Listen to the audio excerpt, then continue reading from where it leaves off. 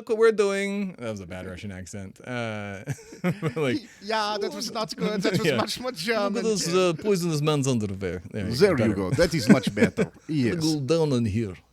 No, yes. You have Hey, to. buddy. You have to. Yeah.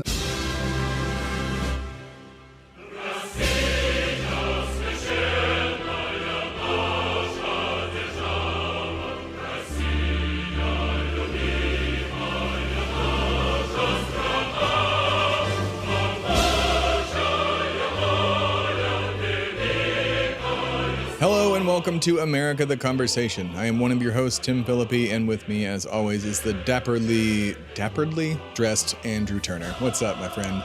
It's just dapper. Dapper dressed. Thank you, though. Thank you for the compliment. Yes. Is the way I should have responded Yes. to that. My therapist says. Yeah.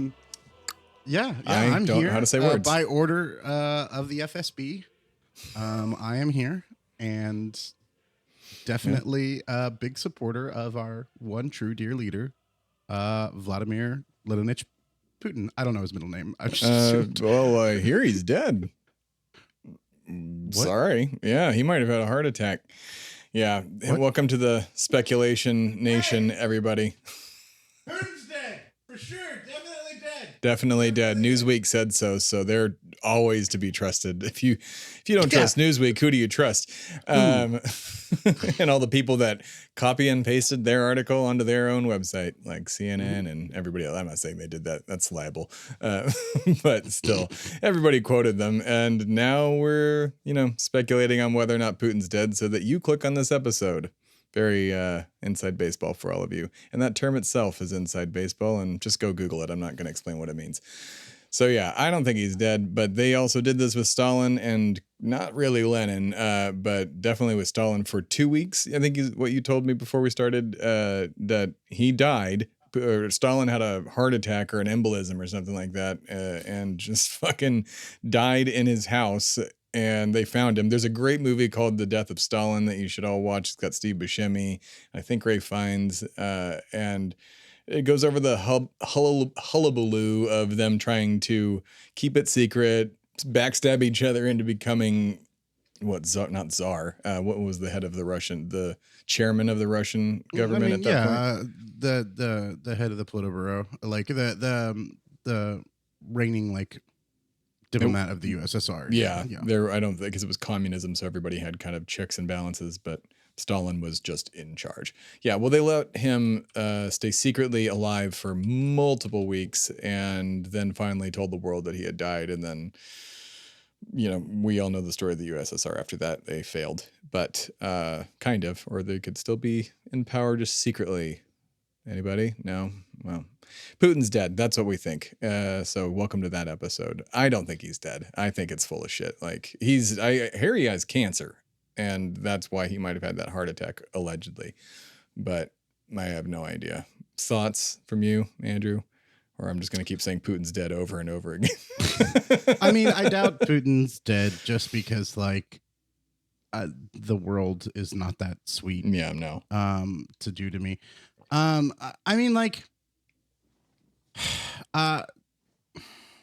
Russia does this in that they play their cards close to their chest with their leaders. Yeah. Stalin essentially was dead for 48 hours without anyone outside the Politburo knowing. And then they let everybody know, but they didn't exactly distribute it quickly. Yeah. Because a lot of people like Berio and Khrushchev were trying to make moves, essentially. And I think that's what we're going to see here when and if Putin is dead now, or when he does die. We're going to see, I think there's going to be a power vacuum in Russia, right? There's not a solid second in command. Mm-hmm. There's not a apparent heir to Vladimir Putin. Yeah, does he have a vice president or anything like that? Is there like a second in command if he were to just die publicly? Does he have a Kamala Harris? I doubt he has a Kamala Harris, a general that's just going to usurp or something like that. Yeah, I mean, he's had quite a few, second in command kind of things, including Medvedev, who took the presidency in the 2000s, from the reins of him for a few years. But he picks a lot of weak and paranoid people in order to keep them from acting against him and instead fighting each other. Right. That makes sense. So at this point, I mean, like, I would assume, and we would have to speak to a geopolitical expert or an expert in Russian history, which I am not, but I would assume that a lot of people, if he is indeed sick, even if he's not dying, if he's even like close to it, then a lot of people are trying to make their own personal moves, right? Like, do I offshore the money in this account in case we balkanize? Do I make moves with the military? Do I call my friends and see what they're thinking? Like in the Duma, like, who am I calling? Who am I acting on? Who am I messaging in this moment to save my own ass? The Wagner Group. Yeah, well, yeah. I mean, honestly, like, probably. Well, they're kind of, are they all dead too now? Because Putin just straight up killed those guys. No. Wagner's military leadership is all dead, pretty much. But yeah, Wagner has been redistributed both to Ukraine and to Africa, essentially. Oh shoot! Okay, because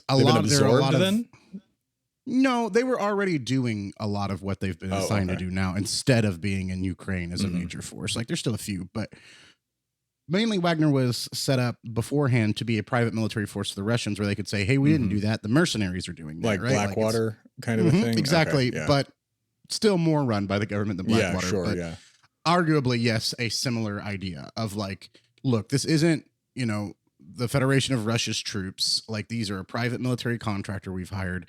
And they did a lot of like work in Africa, like with resource extraction and like monitoring mining towns and slaves and like, yeah. I mean, and like putting down like, whether they be positive or negative forces themselves, it's very complex in war, but putting down forces that were anti-Russian and like their geopolitical agenda in the countries that they work with. So like Wagner has been like this war crime stick that has been used by Putin to be able to say, yeah, like, we're not doing the war crimes. It's Wagner. Like, that being said, I mean, like, it has been like significantly hampered in its organization from the number of people that have been killed by it. But there are still, tens of thousands of highly trained, veteran, multiple combat, tested, genocidal right-wing fascists that are working for a private military government that is just an extension of the Russian government. Right. So, private military contractor that is just an extension of the Russian government. So, I mean, there's a lot to go on there. I mean, there's probably plenty of people who own their own loyal, branches of different parts of the military and different units and squadrons that are kind of shoring up their thing. Yeah. And making their plan. I think the truth is like, history's going to repeat itself, and they're all going to scramble like they did after Stalin, is what I think is going to happen personally. But I don't think anyone knows what's going to happen that's not in the Kremlin or in like Langley or in like downtown London and MI6, like, shitty I don't think I kind of hope Langley has somebody there to like maybe take control themselves. And I promise you there's plenty of CIA agents in downtown Moscow. I promise you. I know. As there are plenty of Russian agents in New York City and DC, I promise you. In Mar-a-Lago and anybody can go to Mar-a-Lago. That's one just straight up lives there, and he was the president of the country. You just put on a red hat. He's gonna put on a red hat. You can walk right in and go to the bathroom and check out some secret documents. It's pretty cool. Oh man, stupid, dumb theory. But if they like Putin dies and Trump tries to defect and go be president of Russia, because he's like, people like him there, apparently, like, or at least they did back in 2016. I think it's because Putin told them to like him or something. I mean, I think that there is more of a chance than anyone in the mainstream media is willing to admit that Trump might run. I don't think he'd ever. Yeah, dude, if Putin was the only person keeping him safe too, that's, oh shit, I didn't think about that. Like, if, Putin was the one keeping the wraps on anything that he had done, the PP tape, things like that. He could run to anywhere that like dislikes the American empire and does not have an extradition treaty, right? And they would like take 3 places. It's more than that. More? Really? I thought it was like fucking, was it obviously Russia, North Korea, and then like Venezuela and Cuba? So obviously more than 3 places. But I don't think it's that many. But he's not going to run. He's going to just manipulate the court system for eternity and do. Oh, yeah. We got some great ones here. Where can he go? The United States does not have an extradition treaty from China, Indonesia, Iran, Mongolia, Qatar, Saudi Arabia, Taiwan, Vietnam, most African nations, and most former Soviet states. Wow. All right. Well, Okay. So he's got a few places to go. No places he wants to go. Places he'd call shithole countries. But, you know, good luck, Don, if you do go. I mean, like, I'm sure there are parts of Indonesia, and I know both of those places have beautiful regions. I know they do. Iran would call them is gorgeous. Yeah. Like, if you've ever, dude, he would call them shithole countries. Yeah, no, I would love to go to Iran. Absolutely. There's plenty of these places where you can live like a king. Dude, have you ever seen North Korea? North Korea is fucking beautiful. Like, its natural landscape is beautiful. Like, annoying that we can't go there. Yeah. I mean, like, aside from the fact of, they're terrible and hurting their people, but I'm annoyed I can't go on a hike in a mountain in North Korea. Let's get us about 10,000 to 20,000 viewers, and then I will personally ask the State Department if I can go to North Korea, and I will do that. Okay. I would happily go to North Korea and be a good boy for both the United States and North Korea. Just to like film around and film their fake grocery stores and their fake restaurants. No, not even that. I wouldn't even like try to make a fucking like, oh, look at what's all wrong with North Korea. It'd just be like, hey, like, we went to North Korea as Shway Media Podcast. Like, this is what I saw on the ground, and I would report what I saw, right? Like, yeah. And if they took film from me, I would. That's what I was about to say. If they took footage for me, then we would just do an interview about it, like, instead of having the footage. Like, but also, like, I would follow all the rules of North Korea. If they don't want me to film something, I'd be like, okay, like, I'm not a spy. Like, we're not in that life, man. We're just YouTube kids. 35-year-old YouTube kids. I sell t-shirts and dice for a living. What are you talking about? Yeah. Like, yeah. When it comes to Putin being dead, I mean, do I think that we're going to know that Putin's dead when it happens, whether it's now or later instantaneously? I don't think we'll know for a long time. Just like we didn't know about, I think that the Russians downplay anything that makes them look weak. Understandably so, because they are a storied and historic people that have been assaulted from both sides, West and East, in their history. And they feel like they have a detachment from a lot of Eastern culture and a lot of Western culture. They consider themselves somewhat independent to both of those things. And they feel like the world is against them. And in a lot of ways, they're right. Yeah, the world is against them. I feel bad for the people specifically. The government can go fuck itself, and most governments can go fuck themselves. But like, they just want to live. They're just people trying their best. And like, just like anybody in any other country, just like here. And it's always like, the thing that keeps me up at night is 500 people in the world are keeping people from being happy, like are keeping healthcare from existing, are keeping capitalism in place, are keeping food from getting other places. Like 500 old, probably white people are keeping the entire world subjugated under capitalism. Like, not saying an Illuminati thing or anything like that. It's just like, we have in America billions and billions of dollars to spend on a potential war with China, a current war with Israel, apparently a war we might be starting with Iran, and then what's the other country? Oh, Ukraine. Sorry, there's so many wars. I forget. Oh, we're also worried about China invading Taiwan and stuff. Yeah, and the Philippines and I think we're still in Iraq. I think who knows? Like, it's just one shitstorm after another. Have dozens and dozens of bases around the Middle East. Yeah, exactly. But we have no money for healthcare. Like, we have no money for food for people. Like, we have no money to maybe just shift the majority of the military to be a humanitarian section to try and help the world and maybe make people not hungry, not pissy. And maybe they won't get, up in arms and start fighting everybody because they're hungry. They don't have water. Their, town sucks because it doesn't have water because we fucked it up. I hate things. I don't want to say I hate America. Remember 15 years ago when you were like, I'm not really into politics, and then we sat down. I've been into politics for like, I started getting radicalized when, like, during the Bush years, the second half. That's true. Because I had a bunch of friends that were question stuff when we met. Yeah, like I had a bunch of friends that were Marines. I had some friends, like one or two people pass away over there, and the others from the result of it over the years. And it, I was, so I have a soft spot for the military a little bit in that regard. But at the end of the day, even the majority of them will say that war was bullshit. We shouldn't have gone over there. We should be, you can take $1 billion and give every single human being in the world a meal at night, basically. And that's all it costs. Like maybe $2 billion at this point. That was 10 years ago when I heard that quote, but it's just, I mean, the point remains. The point remains is like, I got radicalized slowly but surely when I was told that, I heard John McCain, this is what did it, that we're going to stay in Iraq for 100 years if we have to. Also, we're going to start outsourcing every goddamn job that we have. Like, well, my dad just got laid off because it was the recession, and all of my friends are currently in that war. I don't want them there for 100 years, so I guess I'm a Democrat now. Wait a minute, they want free healthcare? Who's Obama? Who's this guy? And now here we are. Not a fan of Obama anymore. I would have met you in 2008, early 2006. No, because Bush was still president.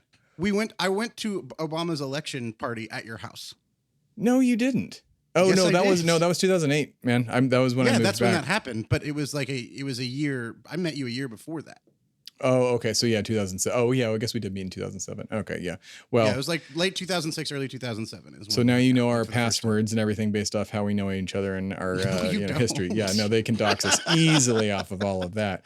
The Russians are definitely going to try because we're talking about how Putin is definitely dead. Dude, I would love to be cool enough to be like monitored by the Russians. Like I know I'm already monitored by the U.S. state for typing the Chinese in the wrong words for D&D and this podcast, but yeah, I would love the Russians to like try to get me to betray the United States because I wouldn't do it, but I would like have fun with it.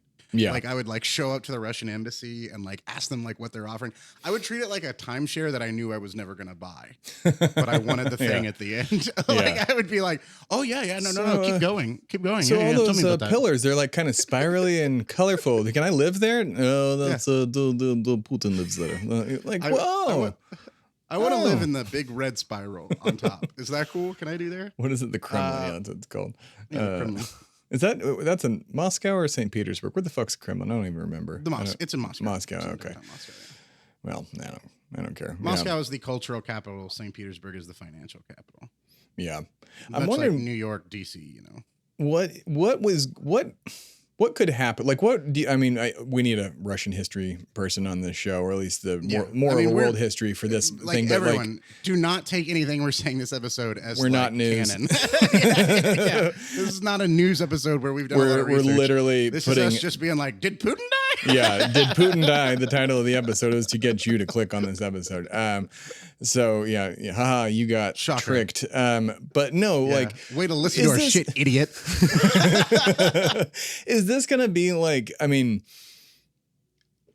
I don't know. Like, it'll be in disarray if he is dead. But like, are they gonna be the same after that? Are we gonna like? I feel like America is just gonna move in hard if he dies and like, nope, we are controlling Russia. Like, I can see us trying to, but I don't think we have the capability to do that. You don't think so? I mean, we got like the biggest intelligence agency next to China. Like, I mean, their success record is so great. They tried to kill Castro like 400 times. They've tried to overthrow every country. 60s. They've tried to overthrow every fucking government in the Middle East and South America and in Eastern Europe, and they've succeeded maybe like a third to a quarter of the time. Yeah. They succeeded on our own soil, and I won't say who I'm talking about because then I'm gonna get called a conspiracy theorist, and it's like, well, it's right there. I don't know what to tell you. It's like they met a few people went as far as to admit to certain things, but whatever. And Matthew need to start a conspiracy podcast. That would be we have Likely Unlikely coming out next year, so enjoy that. Figure out what it is. Believe everything you've never heard all of the time.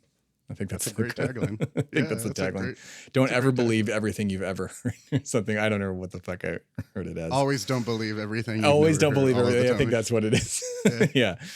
It's all fake conspiracy theories making fun of how conspiracy theories are horseshit. It's going to be great. I mean, like, what I think happens is I don't think anyone, including people that are 10 times more educated on the subject than you and I, can predict what happens. No, Russia's unpredictable. They've even gone as far as to say that State Department officials, world-changing events like that are unpredictable. Like, I will say, it really depends. Like, if a far right-wing, like militaristic fascist gets in charge of the Russian government, then we don't see much change, right? Like we continue Sure. to see a push in Ukraine. Maybe we see a harder push in Ukraine. Maybe we see them like taking people from St. Petersburg and Moscow, white kids, Yeah. and conscripting them, white, rich, and middle class kids, and conscripting them, which would change the political dynamics in Russia, especially if it was a new leader. But I mean, we also might see someone more moderate take control of Russia, who goes, you know what, we're going to pull out and give the borders that we had 4 years ago to Ukraine. Like we refused to give you Crimea and the western regions, or the eastern regions, but we're not going to fight anymore. Ceasefire. You could see, I mean, sure, there could be definitely like American-based plants like there were in the 90s that kind of take over, which is what Putin used to consolidate power, was taking a lot of those American-based oligarchs that took a lot of public companies private under American guidance and said, okay, y'all can keep all your money, but you have to keep me in power. That's the deal. Is like, I'll let you be exorbitantly wealthier than you ever would have been in any Russia prior to this, other than the Tsardom, like than you would have been in the USSR, but I get to keep power. So I think wrangling that is a whole nother issue of things, because I think a lot of those oligarchs and a lot of the military leaders are going to look at it and be like, my time, right? Whether that's to move up just one rung of the ladder or to the top, their priorities are not going to be, let's have a stable Russian state. And I'm not saying that because they're Russian. Like, I think that would be the case if the United States government collapsed. Like, I think everyone would be thinking, like, what do I do to keep mine, right? Like, how do I keep Texas under control? How do I keep Virginia? You know, how do I keep this bureaucracy functioning? How do I keep the military going? Whatever, like, it's going to be such a cataclysmic event, more so than it would be in a lot of, you know, countries, because there isn't a line of succession. Like, I am much less worried about what happens if President Xi Jinping dies in China than I am Putin, because I think the CCP is like ready to be like, okay, well, this person is the next in line to be in charge. And like, or these 3 people, and we'll hold elections, or we'll make a council decision or whatever. But like, they have a structured system in place that isn't based off a cult of personality of one man to run their government, as opposed to Russia, which has very much been rebuilt in the image of Putin, Vladimir Putin. And I don't know what happens to geopolitics after Putin dies. I think it's very scary. And it is a nation that has thousands of nuclear weapons.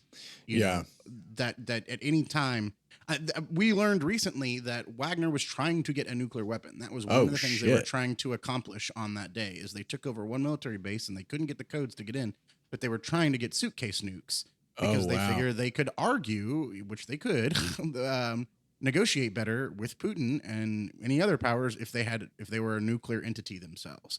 Jeez. So that's something to keep in mind. That was something that was terrifying to a lot of analysts in the West in the 90s, when Russia started to collapse and did its transition and had a little bit of a coup that failed.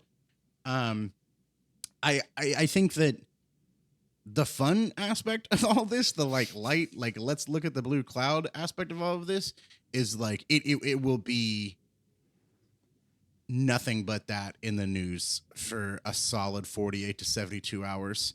And I will enjoy the break from the horrors that I've been seeing from the United States to Israel to a bunch of other places. So that's what I'm looking forward to if Putin is dead, is that the mainstream media will spend not its entire time defending the Israeli government and the American police and the American State Department. And instead they can focus in on Putin being dead. Because everyone will unite behind that, left, right, and center. But except for far right. I think another thing is what happens to the conservative movement after that, right? Because like the conservative movement idolizes Putin. Like the right-wing movement of modern America. Trump, though.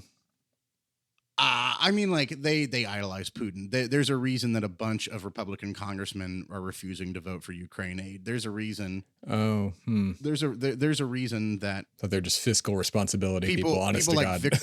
No. There's a reason that they're happy to send that money to Israel, Tim. There's a reason that Viktor Orban, you know, is a darling on the conservative right. It's because these are these are far right. Like, and Putin is too far right Christo-fascists, like how they treat gay people in their country, how they treat women in their country. Like these are things that are revered by the far, you know, conservative right in our country. And Putin dying fucks with a lot of conspiracy theories on the right, which I'm interested to see. Yeah. So, I mean, like, it really is just like a bomb in the geopolitics of like right now, because who knows what it means. Like I don't know what happens after Putin dies, even though that is the purpose of the episode. I mean, the conspiracy theories alone will go crazy. Like they will just absolutely be nutso with like how they, one, will he be dead? Like, I mean, like, is this made up by the Democrats? Is Joe Biden keeping Putin in a cave? Like, who knows? Like, I can think of a million dumb conspiracy theories, but like, they will. I guarantee you, the right will not believe he's dead for a single minute. Like, they think this is all CIA misinformation. Who the fuck knows what they're gonna come up with? But yeah, the conspiracy theories on that end will absolutely go batshit crazy, more so than they already were. And I don't know how Donald Trump will get tied into it, but I'm sure he will. And yeah, I don't know. I mean, I don't know what the American right or the Russian right are going to come up with as a response to that. But what I can tell you is it's not going to be great. It's not going to be great. The other thing is like, does Putin die naturally, like of a heart attack? Well, that's very different than if Putin was like poisoned or was given something that like that caused that heart attack. Or they'll say that he was poisoned. If he dies of a heart attack, that's the thing. Yeah. Those conspiracy theories will go both ways. Like, well, I'm just talking about, let's say it's fact that he gets poisoned and the person who poisoned him takes power. Well, that's a lot different than he had a heart attack and there was a scramble and a bunch of bureaucrats decided who was going to be in power. Sure. Yeah. Like if there's an organized plan to kill the leader, that usually means that person isn't just killing the leader for shits and giggles, unless they're like Littlefinger. Like, like they usually are like, okay, like killing this person gets me this if I do it in this way at this time. So that's a big factor in it. Also, I'm not sure that Russia can stay united. I think that it might balkanize yet again. Oh, really? Yeah. I mean, they won't take Crimea, that's for sure.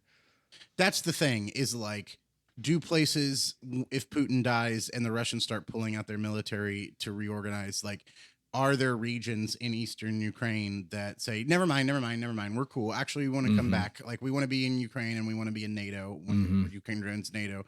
Like, are there regions, you know, like the small area near Poland that Russia owns that's not contiguous with their nation? Like, does that have issues in it? Like, Georgia, is that the one? No, Georgia's at the corner of Russia. No, who the hell do Russia own in Poland? That's crazy. I didn't know that. They have a warm water port. Wow, that's okay. I think you're right. I think this, if especially if he just dies of a heart attack, like it will. I mean, it will allow people like the guy in Turkey. What's his name? It's in between Poland and Lithuania on the Baltic Sea. They got a little. Oh, okay, cool. Well, who's the head of Turkey? What's his name? Is that Viktor Orban, or is that? No, Viktor Orban is the head of. Fuck, what is it called? It's an Eastern European country. Aragon is who you're thinking. Aragon is who I'm thinking Hungary. of. Hungary. Viktor Orban's head of Hungary. That's right. Okay, because it's like a conservative darling state, and it's white. Yeah. Like they would never love Turkey, even if it's right wing, because it's Muslim and brown. Yeah. Like they love Orban because he's a white Christian man. Aragon, though, would be able to finally go, yeah, I don't want to hang out with Russia again. Aragon, wait, not Aragon, the dragon. Aragon. Yeah. Yes. Aragon the Dragon Master. Shall take Turkey to Mordor. Yeah, but Turkey, Belarus, all those countries can finally say, yeah, let's just not deal with Russia anymore. Hopefully, at least Turkey, because I know they wanted to be part of NATO. I was about to say, Turkey is part of NATO. They are part of NATO. Oh, okay. Yeah. Turkey is part of NATO. Turkey is one of those nations that is always playing the both sides. Oh, we're friends. Yeah, we're friends with both of you card. They're hilarious in that aspect. They're like, one day they're pro Putin, one day they're pro us. I ain't hating. I'm not fucking hating. Like, I would be doing it too. If I was in between Russia and the United States, I'd be like, oh, both of you guys are great. Can you stop hitting each other and talk about trade deals with me? Yeah, I'll put both your missiles in my country and point them at each other. That's fine. Yeah, we'll point them right at the same place. Both sides of the country could be, but I've still got the middle. Facing each other. Yeah. You might blow up each side, but the middle will be fine. That's where I am. Aragon, the Dragon Master.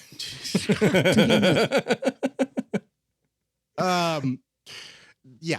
I think that you'll probably see Turkey shift more towards a NATO heavy American like allyship if you see Putin gone. There hasn't been anyone and this is once again from a layman who has not studied Russian history or modern Russian geopolitics enough. But I don't know of anyone else who can fill that strongman role of Putin that is beloved by the not beloved even, but is at least nominally beloved by the people, right? Like, whether they actually agree with him, there are a lot that do. I mean, don't get me wrong. Like, there's a lot of Russians that there's love some crazy ass generals that are like very pro this war that I'm worried about. Tim, there's a lot of right-wing fascists in every country. Like, there's 30% of the population in Russia who's like, yes, with everything that he does, you know. And that's just a random number pulled out of my ass. Like, it could be 40, 50%. It could be 20%. Like, again. But there is exactly. There is a strong contingency of people who definitely support and beloved Putin. And there's another strong contingency of people who say they do, even if they don't. I don't know of another figure, like, in Russian politics that...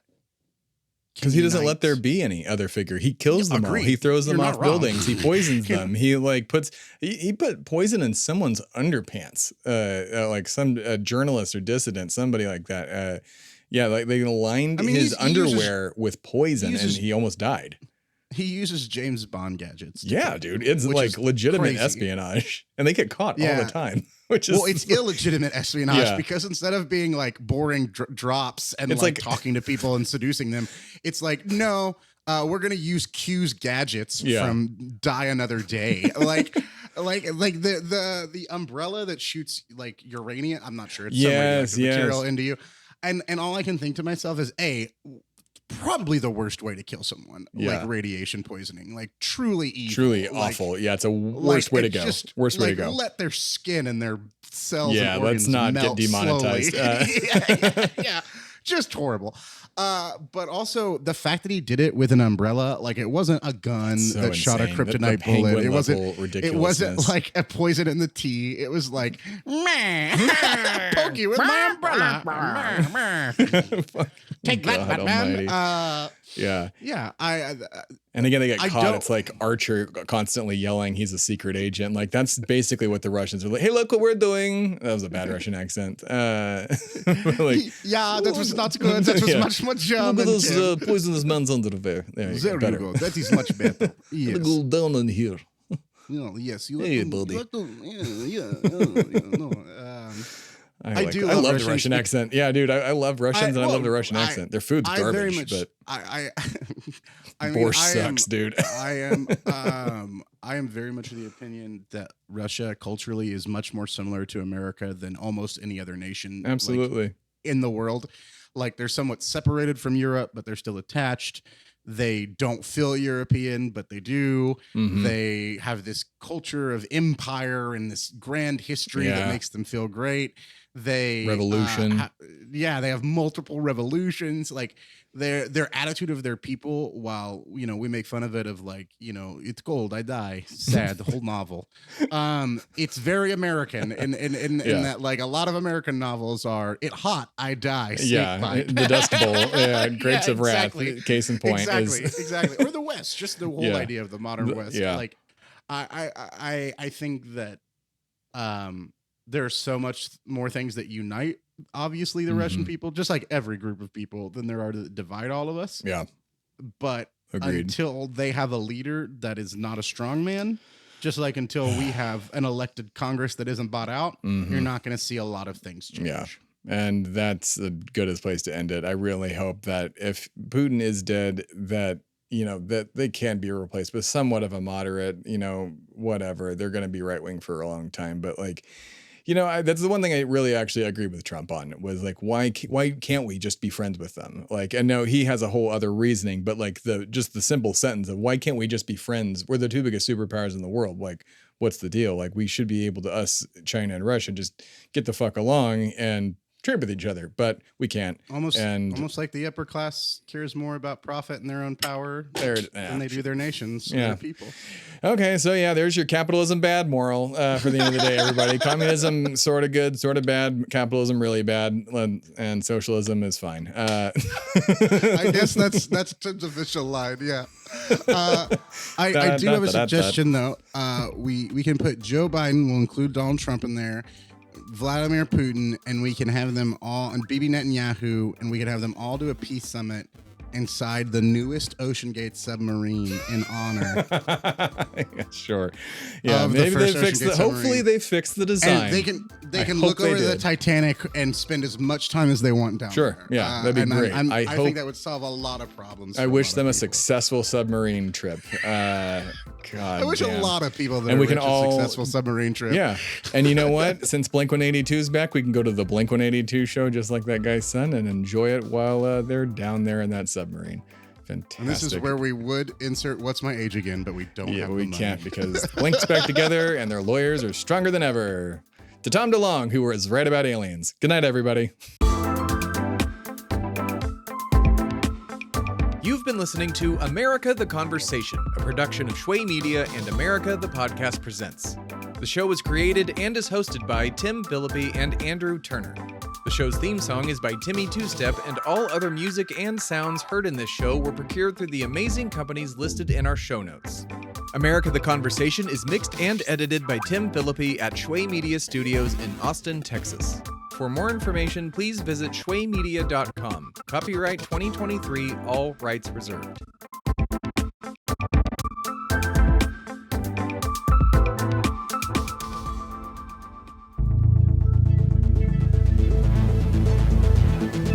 This has been a production of Shway Media, all rights reserved. For more information, please visit shwaymedia.com.